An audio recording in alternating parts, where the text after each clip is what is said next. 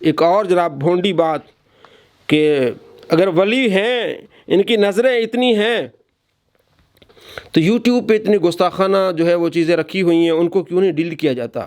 تو آپ صلی اللہ تعالیٰ علیہ وآلہ وسلم کے زمانے میں بھی گستاخ تھے۔ آپ صلی اللہ تعالیٰ علیہ وآلہ وسلم نے صحابہ کو فرمایا کہ مجھے تکلیف دیتے ہیں یہ ابو رافع یہودی آپ صلی اللہ تعالیٰ علیہ وآلہ وسلم کے بارے میں گندی زبان استعمال کرتا تھا۔ آپ علیہ السلام فرماتے کون مجھے اس کی تکلیف سے بچائے گا؟ تو حضرت عبداللہ بن عتیق گئے اور اس کو قتل کر کے واپس آئے۔ تو آپ علیہ السلام کی نظر نہیں تھی۔ آپ صلی اللہ تعالیٰ علیہ وآلہ وسلم کے بارے میں اللہ کیا فرماتے ہیں؟ وما رمیت اذ رمیت ولکن اللہ رما، سورہ انفال میں۔ آپ نے کنکریاں پھینکی اور تمام کفار کے آنکھوں میں جا کے لگیں۔ تو یہ کرامت معجزہ تھا آپ علیہ السلام کا۔ تو کیا یہ جنگ میں ایسا ہوا ہے؟ جنگ احد میں ایسا پھر کیوں نہیں ہو؟ کرے اعتراض آپ علیہ السلام پر، ہو جائیں آپ گمراہ اور بےایمان۔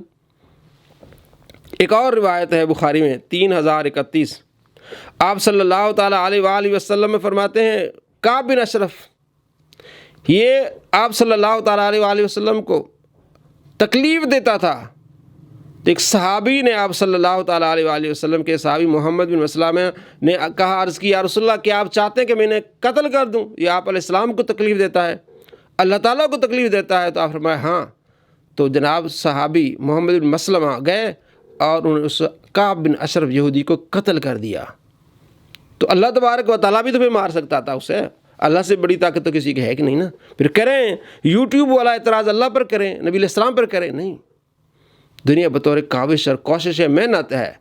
اس سے یہ نہیں ہوگا کہ جناب آپ کرامات کا انکار کرنا شروع کر دیں اور لعنتیں بھیجیں اولیاء کرام پر۔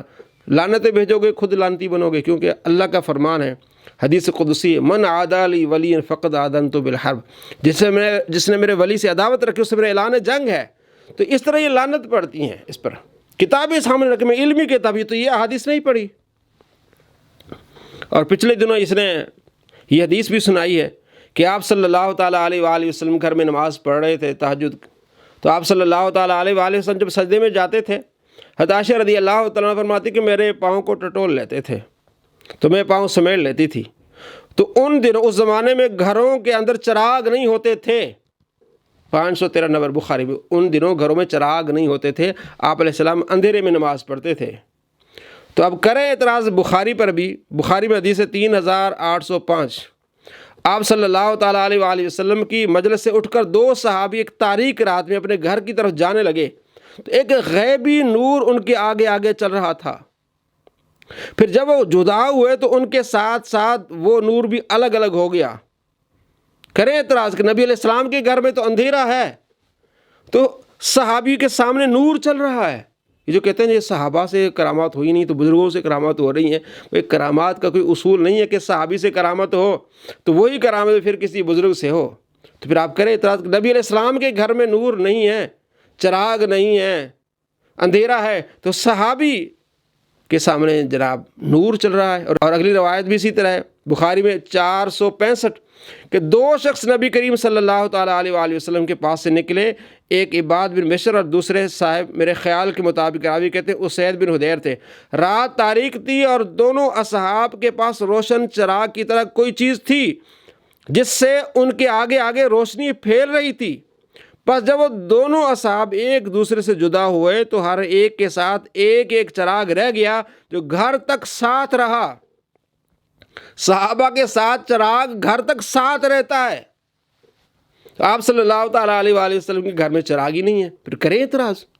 تو اس طرح اعتراض نہیں کیے جاتے، جو کرے گا وہ گمراہ ہوگا۔ یہ گمراہ ہو رہا ہے اولیاء کرام کے کرامات پر یہ اعتراض کر کے یوٹیوب سے جناب کیوں نہیں نکل رہی؟ تو آپ بتائیں، پھر کریں اس پہ اعتراض۔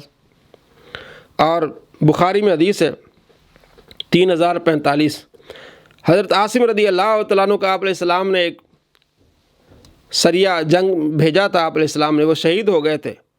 تو کفار آپ کو مسلح کرنے کے لیے آئے تھے، آپ کی جسم کو لینے کے لیے آئے تھے، 3045 روایت۔ تو اللہ تبارک و تعالیٰ کی طرف سے بھیڑیں آئی اور انہوں نے حضرت عاصم کی لاش کو جو ہے وہ کنٹرول کر لیا اور اس کی حفاظت کر لی۔ اب کریں پھر اعتراض کہ آپ صلی اللہ تعالیٰ علیہ وآلہ وسلم کی موجودگی میں آپ صلی اللہ تعالیٰ علیہ وآلہ وسلم کے پیارے چچا حضرت حمزہ رضی اللہ عنہ شہید ہوئے، کفار نے ان کا مسلح کیا تو کریں اعتراض اس بخاری کی اس روایت پر، حضرت عاصم کی جو لاش پر، تو نہیں ہوتا اعتراض. جو اعتراض کرے گا وہ گمراہ ہوگا. اس کا مطلب یہ نہیں کہ ہر وقت ہی کرامت کا ظہور ہو. یہاں کرامت کا ظہور ہوا، وہاں کرامت کا ظہور نہیں ہوا. اگلی روایت وہ بھی بخاری سے 4086. اور اسی جنگ میں حضرت عاصم کے ساتھ حضرت خبیب بھی تھے. ان کو جو ہے وہ قید کر لیا گیا، تو قید کی حالت میں ان کے ہاتھ میں انگور کا خوشہ تھا. وہ کھاتے تھے انگور کے خوشے سے، اور جس گھر میں تھے وہ عورت کہتی ہے کہ وہ انگوروں کا موسم ہی نہیں تھا. جہاں حضرت خبیب رضی اللہ تعالیٰ عنہ قید تھے، وہ گھر کی عورت کہہ رہی ہے بخاری میں 4086 کہ ہم دیکھتے تھے کہ ان کے ہاتھوں میں انگور کے خوشے ہوتے تھے، وہ کھاتے تھے اسے، حالانکہ وہ موسم ہی نہیں تھا انگور کا.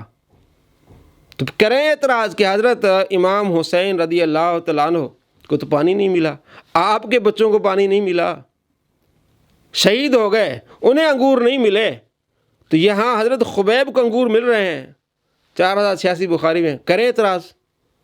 ایسا نہیں ہوتا. ہر جگہ کرامت کا ظہور نہیں ہوتا. جب چاہے اللہ تبارک و تعالیٰ کرامت کا ظہور دکھا دے. تو یہ اعتراض بے وقوفانہ اور جاہلانہ ہے. یہ جاہل لوگ ایسے اعتراض کرتے ہیں، یوٹیوب سے ہٹا دے جناب، ان کی نظریں ہیں تو پیٹرول نہیں نکالا، مذاق اڑاتے ہیں ان چیزوں کو لے کے. تو مذاق اڑانا تو تمام روایت کو مذاق اڑا رہے ہیں. نبی علیہ السلام کی معجزات کا مذاق اڑائے تاکہ آپ صحیح پکے کافر اور گستاخ بن جائیں.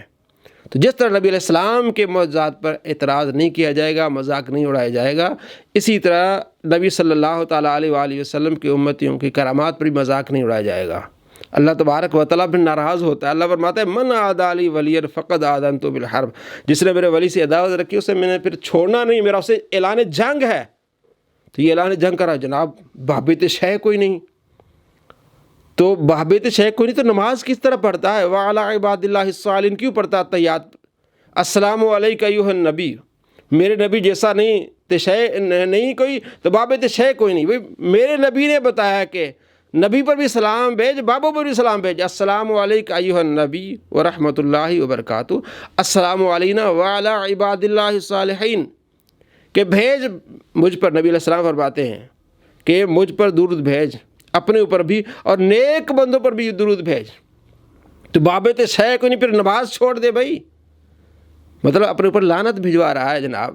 نماز میں تو السلام علیک ایھا النبی ورحمۃ اللہ وبرکاتہ، السلام علینا وعلی عباد اللہ الصالحین پڑھ رہا ہے کہ جناب اے پیارے محبوب صلی اللہ تعالیٰ علیہ وآلہ وسلم، آپ پر درود و سلام ہو، اور وعلی عباد اللہ الصالحین، اور بابوں پر بھی، نیک لوگوں پر بھی.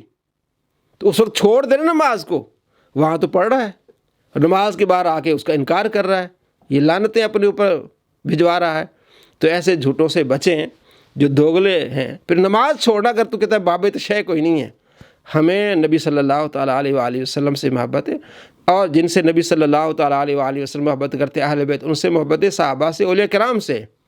کیونکہ آپ صلی اللہ تعالیٰ علیہ وآلہ وسلم نے فرمایا کہ ان سے محبت کرو، یہ اللہ کے پیارے دوست ہیں. اور اللہ نے فرمایا ہے کہ جس نے میرے ولی سے عداوت رکھی اس میرا اعلان جنگ ہے. اور ولی کون ہے؟ یہ بھی اللہ نے بتایا، جو فرائض کی تکمیل کرتے ہیں، نوافل کی کثرت کرتے ہیں. اللہ فرماتا ہے میں ان کے ہاتھ بن جاتا ہوں، میں ان کے زبان، کان، میں ان کے پاؤں بن جاتا ہوں. اتنی اللہ ان سے محبت کرتا ہے. اللہ تو ان سے محبت کر رہا، یہ کہے بابت شے کوئی نہیں ہے. تو شے کوئی نہیں بھائی، تو شے کوئی نہیں ہے، بابے بڑی شے ہے. اللہ فرماتا ہے میں ان کے ہاتھ بن جاتا ہوں، میں ان کی زبان بن جاتا ہوں، جب وہ سوال کرتے میں انہیں عطا فرماتا ہوں.